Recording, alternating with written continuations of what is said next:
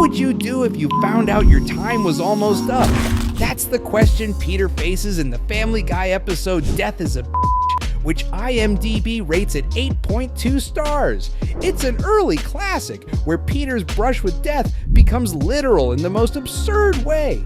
It all begins innocently enough with Peter and Lois fooling around until Lois discovers something shocking. Oh my God, I found a lump, a breast lump. "Oh my God, I found a lump!" she exclaims. A quick trip to the doctor confirms that men can get breast cancer, and Peter, being Peter, spirals into panic mode. I don't say this often enough, but I'm gonna die. "I don't say this often enough, but I'm gonna die," he wails. Instead of staying calm, Peter jumps to the worst possible conclusion. He picks out a casket, starts selling his belongings, and burns calories panicking. When the test results finally come in, the doctor has good news. Mr. Griffin, all your tests came back negative. As it turns out, the lump on your chest was just a fatty corpus. Peter's relief quickly turns to frustration when he sees the bill for his medical visit. "Whoa, is this the price of my bill or my phone number?" he jokes. But instead of paying, Peter comes up with a plan. List himself as deceased on his outpatient form. At first, it seems foolproof until there's a knock at the door. "I'm Death," announces a cloaked figure. "Which one of you is Peter Griffin?" Thinking fast, Peter tries to pass him off as a door-to-door salesman. But rules are rules, and Death is here to do his job. Peter makes a run for it, finally putting his 2 weeks of jogging to good use. Look, I caught Flo, Joe. You don't think I can catch you? My ankle! When an injury sidelines Death, Peter is temporarily safe. But with Death out of commission, nobody on Earth can die. Chaos breaks loose as the world embraces reckless abandon. People attack each other, turning life into a gruesome free-for-all. Lois, however, begs Death to spare Peter. Okay, I'll spare his life. Death reluctantly agrees. "Fine, but Peter has to make things right. He has to do my job." Peter reluctantly takes on the role of the Grim Reaper, complete with a scythe and a dark cloak. His first assignment, kill the cast of Dawson's Creek. There, I said I'm gonna be the one who has to kill these kids. But when the moment comes, Peter hesitates. I changed my mind. I don't care if you do kill me. I'm not gonna kill those kids. "I don't care if you kill me. I'm not going to kill those kids," he declares. The plane makes an emergency landing, infuriating Death. But Peter's decision gets the message across. The rules of mortality apply to everyone. Time, not Peter, will eventually take care of those kids. As Death prepares to leave, he warns, "Don't worry, I'll be back sooner than you think." This episode is widely regarded as a turning point for Family Guy, showcasing its absurd humor and memorable guest appearance from Norm Macdonald as Death. It helps solidify the show's place as a pop culture icon, laying the groundwork for future episodes like the one where Stewie finally achieves his goal of killing Lois. What happens when a murderous infant finally gets his shot?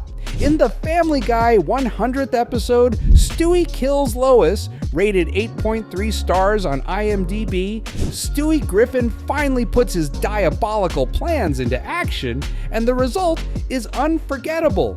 It all starts with Peter and Lois heading off on a romantic cruise. But there's one person who's definitely not okay with being left behind. No, you can't leave! Not without me! I'm the baby! Stewie cries in frustration. Feeling betrayed, Stewie begins plotting his revenge.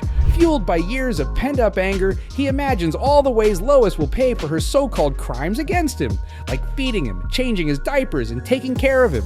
Truly monstrous behavior, right? Determined to follow through, Stewie sneaks aboard the cruise ship, gun in hand, ready to settle the score. When he finally confronts Lois, the moment is chilling. What are you doing with a gun? Something I should have done a very long time ago. With no hesitation, Stewie fires, showing absolutely no restraint. It's a shocking scene, and for the first time, Stewie actually follows through on one of his threats. Back at home, the Griffins are left reeling.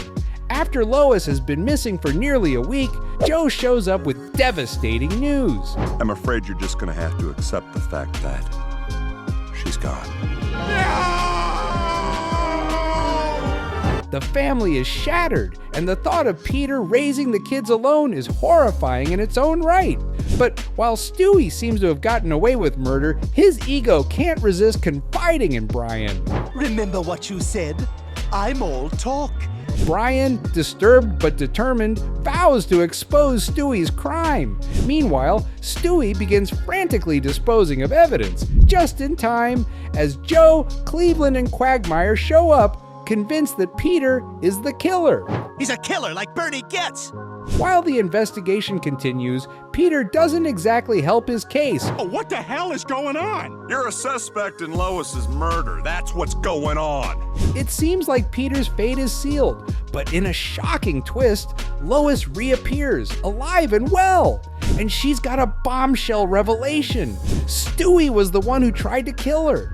The episode's dramatic conclusion is heart-stopping and balances the perfect mix of tension and comedy. As the show's 100th episode, it's a fitting milestone, delivering on the promise of Stewie's lifelong mission with excitement and absurdity.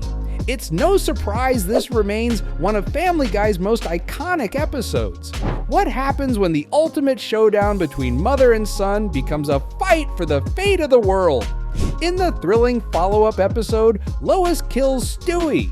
A continuation of Stewie kills Lois, chaos unfolds as Lois seeks revenge, Stewie tightens his grip on power, and the Griffins find themselves in the middle of an action-packed satirical roller coaster. We pick up where the previous episode left off, with Lois explaining her miraculous survival after Stewie's attack. She was saved by, well, let's call it a crime against nature. I wish to make love to you. I wish to make love to you, says a horrifying mer creature. Lois declines, thankfully, and eventually stumbles into North Carolina with no memory of her past. There, she works at a fat camp and accidentally dates a white supremacist. And I know none of us want that to happen again. The experience is enough to trigger her memory. With her identity restored, Lois returns home, ready to end Stewie once and for all. Meanwhile, the Griffins discover Stewie's sinister plans when the baby disappears. The city launches a massive search for Stewie, but in true Griffin fashion, the family finds him, casually waiting at home. So, it's all out in the open now, isn't it? Unfazed, armed and dangerous, Stewie takes control of the situation, even forcing Brian to distract Joe at the door with awkward small talk. Say, ha, you're in a wheelchair. Ha ha ha ha ha ha, you're in a wheelchair. Brian blurts out, proving once again that subtlety isn't his strong suit. Needing to make a quick getaway, Stewie ties up the family and forces Brian to drive. Of course, being a baby, Stewie soon falls asleep, adorably clutching his gun.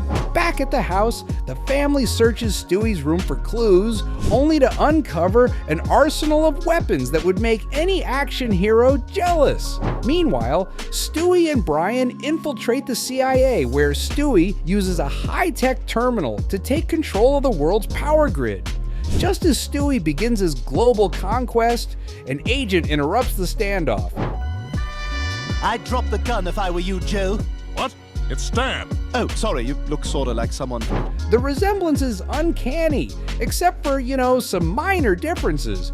With the CIA under Stewie's thumb, he wastes no time declaring himself president of the world. His first law, mandatory apple throwing at Peter. I said, what the hell? It's the law, sir. But Lois isn't about to let her baby rule the world. Armed to the teeth, she suits up like a superhero and storms the White House. All right, Peter, I'm going to kill Stewie. Dinner's in the oven. Lois and Stewie engage in an epic battle involving knives, flamethrowers, and more gunfire than a Hollywood blockbuster. Blood, explosions, and chaos reign, but Lois ultimately gains the upper hand. However, just as she's about to finish the job, she hesitates. You're a terrible, evil child, but you're still my baby, and I could never hurt you. Before the standoff can conclude, someone else steps in to end Stewie's reign. With a dramatic one-liner, "It's just been revoked," Stewie is taken out. But wait, it turns out the entire ordeal was a simulation designed by Stewie to test whether he could kill Lois and conquer the world. I suppose I'm not ready to kill Lois or take over the world. I suppose I'm not ready yet, Stewie admits, disappointed by the results. Despite none of it being real, this two-parter remains one of Family Guy's most beloved arcs. It's packed with action, humor, and a glimpse into Stewie's darker ambitions in an engaging what-if scenario. Will Stewie ever try to kill Lois again? Only time will tell. What happens when two of TV's biggest animated families collide? That's exactly what we get in The Simpsons Guy, an epic crossover between Family Guy and The Simpsons that brings together decades of comedy and rivalry. The episode begins with Peter stirring up trouble after publishing a sexist newspaper cartoon. Predictably, the internet is outraged. Gosh, it's not like the internet to go crazy about something small and stupid. The situation escalates as protesters gather outside the Griffin house. At first, things remain peaceful until someone throws a brick through their window. Hoping to escape the chaos, the family hits the road. But their plans take a turn when their car is stolen during a gas station stop. Stranded and desperate, they stumble upon a familiar-sounding town. Springfield. Huh. Guess we're in a town called Springfield. Springfield, eh? What state? Once in Springfield, the Griffins take in the sights, stopping at the Quickie Mart for food. But when they reveal their money was stolen along with their car, things look bleak until a hero emerges. A dozen donuts for our albino visitors, Homer Simpson declares, stepping in to help. Homer and Peter quickly bond over their shared love of donuts, beer, and, let's be honest, laziness. The Simpsons offer the Griffins a place to stay, and Homer suggests he and Peter team up to find the missing car. With their combined brain power, roughly one functioning brain cell, they come up with brilliant ideas like drinking gasoline, hosting a bizarre car wash, and using a giant magnet. Unsurprisingly, none of these plans work. Eventually, they find the car right before it crushes Peter. Oh dear, I was using that car as pants. With the car recovered, Peter and Homer celebrate at Moe's Tavern. To thank Homer, Peter shares a Pawtucket Patriot Ale, but Homer's reaction sparks a controversy. It's not good. Beer tastes exactly like Duff. It's just a lousy ripoff. Peter defends Pawtucket, saying maybe it was simply inspired by an established brand. But their argument draws the attention of a Duff lawyer who seizes the opportunity to sue. The trial brings in citizens from both Springfield and Quahog, highlighting just how similar the two towns are when you put their characters side by side. Ultimately, the court rules in favor of Duff, leaving the Griffins to return home with Peter in search of a new job. Before they leave, Homer tries to apologize, but Peter drops a bombshell. I am over The Simpsons. Well, what are you saying? I'm saying The Simpsons suck. The tension boils over into a massive fight, reminiscent of Peter's legendary battles with the giant chicken. The brawl takes them through Springfield landmarks, including the nuclear power plant, and even into space. They eventually crash an alien spaceship into a gorge, ending in a stalemate. I just wanted to make you laugh and cry. You see, I'm a family guy. I understand. I'm The Simpsons. The episode celebrates the similarities and differences between the two iconic shows, packed with cameos, clever comparisons, and decades of inside jokes. It's a crossover that fans had been waiting for, and it didn't disappoint. As for which show is better, well, we'll leave that debate to the comments section. What happens when time starts running backward and you're at risk of being erased from existence? In the Family Guy episode Yug Elimath, rated 8.4 stars on IMDb, Stewie and Brian must race against time, quite literally, to save Stewie's life. The story begins with Brian trying to impress women at a bar, using what he considers his ultimate pickup line. I have a time machine. You do? It works surprisingly well, as Brian brings a woman back to Stewie's time machine and takes her to Ford's Theater in 1865. Romantic, right? Well, not exactly. Oh my God, the president's been shot! Brian's questionable choice of destinations doesn't deter him from repeatedly using the time machine to impress women. But all those trips start to take a toll on the machine as the years traveled begin piling up like miles on a car. Ignoring the warnings, Brian tries to reverse the machine to roll back the miles. This brilliant idea causes the machine to melt down. What's happening to my time machine? Brian, as usual, deflects. I don't know, man. I saw Meg leaving earlier going, Ma! The machine's malfunction throws the two backward in time, knocking them unconscious.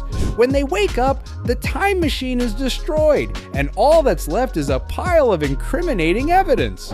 You want to tell me about this? Brian brushes it off, but the bigger issue is clear. Time is now running backward. While most people are affected, Brian and Stewie appear immune for the moment. That is, until Stewie experiences a horrifying reverse diaper change. Oh my God, it just went back in my body. The two marvel at the chaos around them. People moving in reverse, Peter's infamous chicken fight playing out backward, and even Cleveland reappearing after having left for his own short-lived spin-off. But things take a dark turn when Stewie realizes time is accelerating, and it's starting to affect him physically. His teeth recede into his gums, and his body begins reverting to its prenatal state. As Stewie frantically works to repair the machine, his condition worsens, leaving him unable to move his legs. He has a grim realization. I think I know what that major trauma was. My birth. The family rushes Stewie to the hospital, leaving Brian to figure out how to fix the machine alone. What, Stewie? I don't know how to fix that machine. Stewie's condition continues to deteriorate as he's taken to the delivery room, back to where it all began. Meanwhile, Brian has a breakthrough. Recalling what caused the issue, he adjusts the machine to move forward instead of backward. Simple, right? But it works. Racing to the hospital, Brian arrives just as Lois gives birth to Stewie for the third time. Poor kid. Experiencing your own birth 3 times has got to leave a mark. With time restored, the Griffins return home, and everything seems back to normal. With its inventive plot, clever deconstruction of the show's formula, and a nostalgic trip down memory lane, Yug Illimaf is rightfully regarded as one of the best Family Guy episodes. That said, reverse birth is definitely something I could have lived without thinking about. What would happen if Peter lost Lois to Quagmire? The Family Guy episode Meet the Quagmires gives us a hilarious and wild what-if scenario, rated an impressive 8.5 stars. It's a trip through time, love, jealousy, and of course, chaos. The story kicks off with Peter getting jealous of Quagmire's love life, longing for the wild teenage years he never had. I was dating Lois the whole time. I never got to be wild. His longing for a second chance takes an unexpected turn when Horace falls while fixing the bar's TV, bringing Death into the picture. After a little persuasion, Peter convinces Death to send him back to 1984 for one night of teenage fun. Death agrees, and soon Peter finds himself as an 18-year-old towel boy at the pool. Appearing young to everyone else, Peter wastes no time. Instead of spending the night with Lois, he decides to pursue a gorgeous redhead. But tonight I got plans with Cleveland. But Peter spends the evening living it up and even makes out with none other than Molly Ringwald, a true 80s icon. But his time in the past is up too soon. All right, Peter, your time's up. Death warns. When Peter returns to the present, he finds his world completely altered. His home is smaller, his life is unrecognizable, and worst of all, Lois is married to Quagmire. At dinner with Quagmire and Lois, Peter meets their children and realizes just how strong Quagmire's genes are. Desperate to win Lois back, Peter tries to remind her of their love, but Lois isn't interested. I thought you might be the one. But as I recall, you were more interested in partying with your friends. You had your chance with me, and you blew it, Lois tells him. Glenn was there for me when you weren't. Feeling hopeless, Peter begs Death for another do-over. Death reluctantly agrees, but quickly tires of Peter's repeated attempts to fix things. No more mulligans! You're on your own! Death declares fed up with Peter's antics. Determined to make things right, Peter heads to the country club dance where Lois and Quagmire are attending. With Brian's help, he sneaks into the event through an air vent, accidentally knocking out a band member along the way. Peter interrupts Lois and Quagmire's dance, but Lois refuses to listen. Now leave us alone. In a last-ditch effort, Peter punches Quagmire and surprises Lois with a passionate kiss. Somehow, this rekindles her feelings for him, and Lois decides to give Peter another chance. The episode ends in classic Family Guy style, with Peter Rick rolling the entire audience at the dance. It's a hilarious twist on an already absurd story. What If episodes are always fun, and Meet the Quagmires doesn't disappoint. It delivers a unique, alternate timeline, heartfelt moments, and a rare glimpse of Peter's true love for Lois. It's a classic and one of the best episodes of the early seasons.